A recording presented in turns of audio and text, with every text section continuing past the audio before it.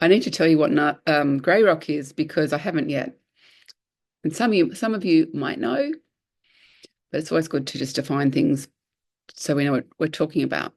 So it is a coping strategy. If you think of a grey rock, literally a grey rock, and you think about how boring and uninteresting and how unengaging it is and how it could sit there in the room and you wouldn't even know it's there, and that there's just nothing much going on with it, is there? You just sort of ignore it.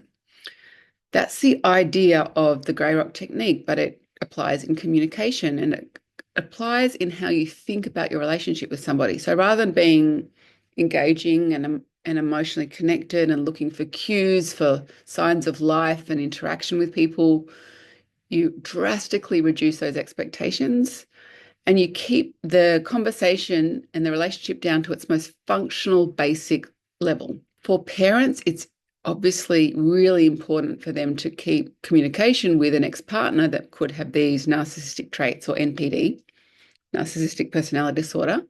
So it's been talked about a lot in that context. And I think it evolved into what's called yellow rock, just to add some more rocks in here, where you do a little bit of chit chat. You add a little bit of low emotional content conversation because if you've got kids around, you want to keep some level of sociability, but you're still not disclosing personal information more than the absolute minimum.